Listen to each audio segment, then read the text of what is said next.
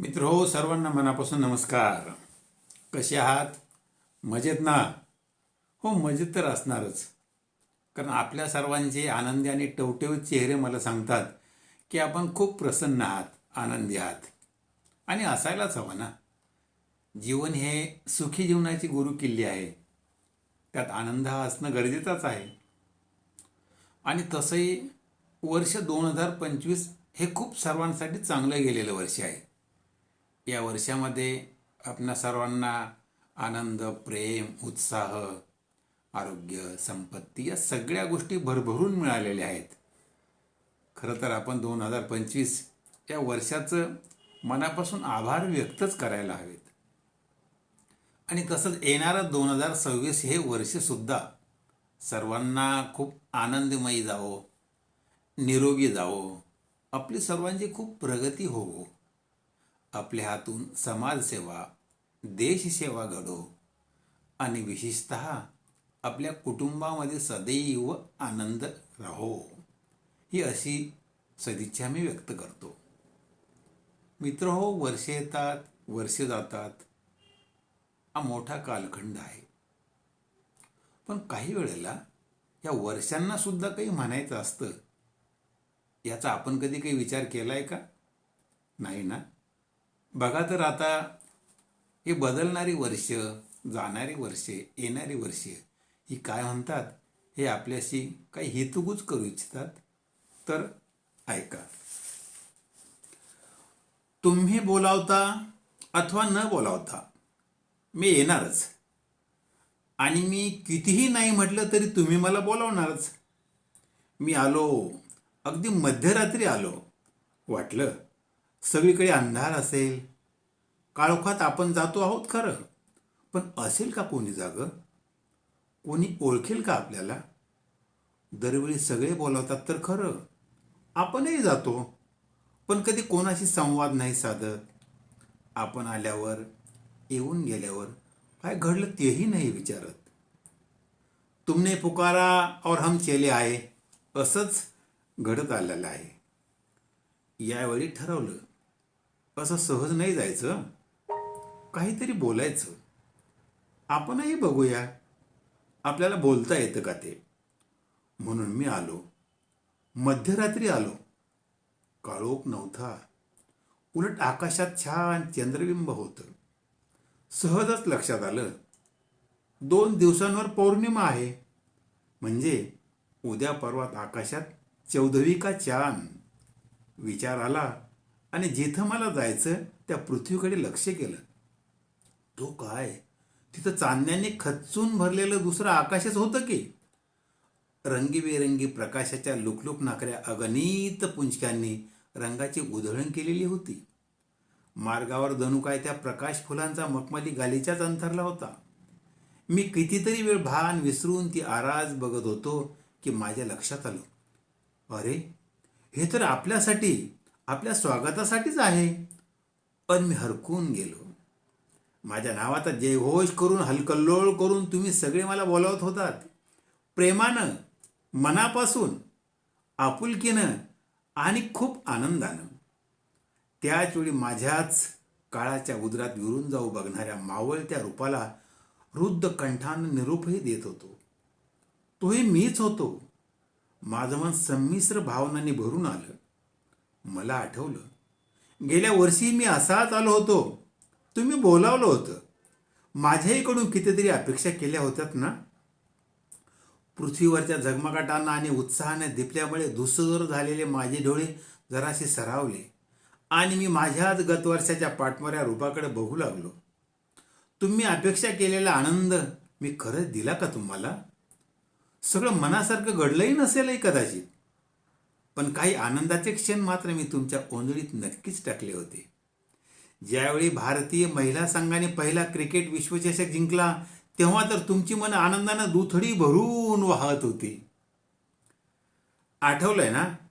आणि पुरुष संघानं ICC चॅम्पियन ट्रॉफी जिंकली, तो आनंद विसरला नाहीत ना अजून. मी तिला बरं का. भारतात ISS वरील पहिला अंतराळवीर शुभांशु शुक्ला आणि यशस्वी स्पॉडेक्स डॉकिंगसह अंतराळात महत्त्वाचे टप्पे गाठले, त्यावेळचा आनंद कसा विसरणार तुम्ही?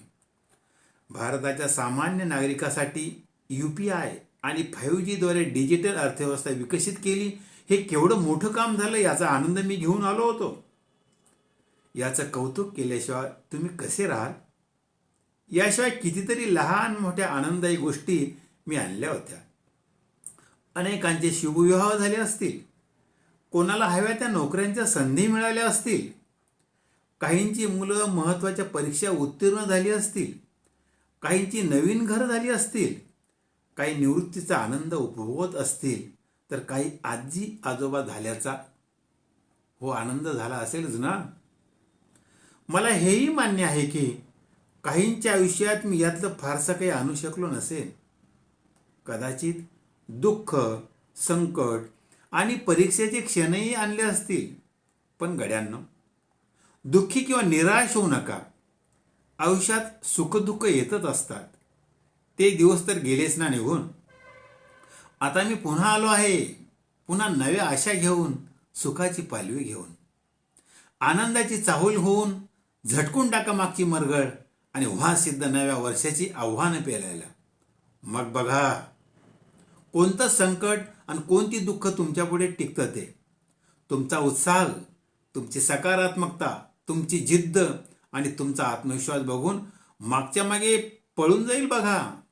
लहरों से डरकर नौका पार नहीं होती, कोशिश करने वालों की कभी हार नहीं होती. ही कविता आठवतं ना मित्र? आपल्या संतांनी तर कितीदा सांगितलं आहे. समर्थ रामदास स्वामी म्हणतात, केल्याने येत आहे रे, आधी केलेची पाहिजे. किंवा असाध्य ते साध्य करिता सायास, कारण अभ्यास तुका म्हणे. अभ्यास म्हणजे प्रयत्न, सराव, परिश्रमाचं सातत्य. हे तुम्ही ठेवा. जे गेल्या वर्षी हुकलं, यावर्षी नक्की मिळेल. तुमच्यासाठी मी पुन्हा नव्यानं आलो आहे. तोच आनंद, उत्साह आणि जल्लोष घेऊन, तीच ऊर्जा, तशीच सकारात्मकता आणि तितकी जिद्द घेऊन. मग करणार ना माझ्याबरोबर ही आनंद यात्रा? तसा मी सुद्धा काही रिकाम्या हाती आलेलो नाही. बरंच काही देणार आहे बघा. जे यावर्षी 18 वर्षाचे पूर्ण होणार आहेत, त्यांच्यासाठी मतदानाचा हक्क घेऊन मी आलो. ज्यांनी ज्यांनी त्यांच्या आवडीच्या वेगवेगळ्या क्षेत्रात शिक्षणासाठी किंवा जॉबसाठी प्रवेश परीक्षा दिल्या, त्यांना मी त्या संधी उपलब्ध करून देणार आहे. ज्यांनी आजन्म सोबत राहण्यासाठी लग्नाच्या आणाभाका घेतल्या आहेत, किंवा ज्यांच्या आईवडिलांनी त्यांच्यासाठी योग्य जोडीदार शोधले आहेत, त्यांना मी यंदा एकत्र करणार आहे. या वर्षीसुद्धा आपले शास्त्रज्ञ विविध शोध लावू शकतात. देशाची अर्थव्यवस्था प्रगतीपथावर जाऊ शकते. तुम्ही याही वर्षी सर्व राष्ट्रीय आणि सामाजिक उत्सव, सण आनंदात साजरे करणार आहात. क्रीडा क्षेत्रात आणखी उच्चांक गाठू शकता. चित्रपटसृष्टीत मोलाची कामगिरी करू शकता. खूप काही करण्यासाठी आणखी एक वर्ष तुम्हाला आता मिळणार आहे. मी हा सगळा आनंद तुमच्यासाठी घेऊन आलो आहे. तुम्ही माझ्या स्वागताची जी जय्यत तयारी केलीत ना, त्याचं परत भेट द्यायला नको का मी तुम्हाला? किती तयारी करता तुम्ही माझ्या स्वागताची? रोषणाई करता, आतषबाजी करता, नवनवीन कार्यक्रम करता, नववर्षाचे असे विशेष संकल्प करता, मिठाई वाटता. काय आणि किती! बापरे, मला खूप आनंद होतो या सगळ्यांचा. पण खरं सांगू का, मी आज तुमच्याशी माझ्या मनातलं बोलायला आलो आहे. वेळ आहे ना तुम्हाला माझं ऐकायला? आज काढाच थोडासा वेळ माझ्यासाठी. मला तुम्हाला या सगळ्या आनंदी सोहळ्यासाठी मनापासून खूप खूप धन्यवाद तर द्यायचे आहेच. पण तुम्ही माझ्याकडून जशा काही अपेक्षा करता, तशाच माझ्याही तुमच्याकडून काही अपेक्षा आहेत. मला खात्री आहे की या अपेक्षा पूर्ण करायला तुम्हाला नक्कीच आवडेल. आज माझ्या स्वागतासाठी तुम्ही जशी रोषणाई केली, येणाऱ्या वर्षामध्ये तुम्ही असं सांगाल की कधी की ए नववर्षा ये, तुझ्या स्वागतासाठी आम्ही यावर्षी इतकी नवीन झाडं लावली आहेत, इतकी जुनी झाडं कापली आणि त्या झाडांना आम्ही वाचवलं आहे. मला खूप आनंद होईल असं काही नवं ऐकायला. कधीतरी तुम्ही मला सांगाल का तुमचे नववर्षाचे संकल्प? खरंच मित्र हो, आपल्या प्रत्येकाने आपल्या मनातले नवसंकल्प हे सांगणं खूप गरजेचं आहे आणि ते सांगावंच.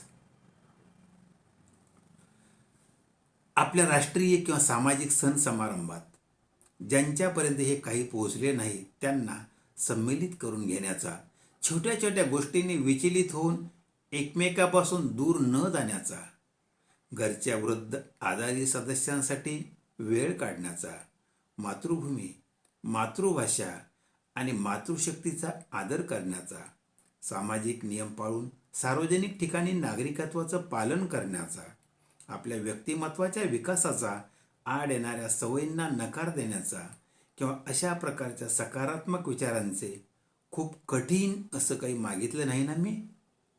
तुम्ही बोलावलं, मी अत्यंत आनंदाने आलो. आता एकमेकाबरोबर आनंदात राहू आणि वर्षभराने पुन्हा भेटू.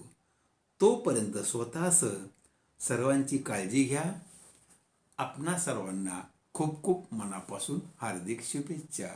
मित्र हो, वर्ष 2026ने आपणा सर्वांकडून खूप काही गोष्टी मागितल्या आहेत आणि त्याने दिलंही खूप, देणारही आहे खूप.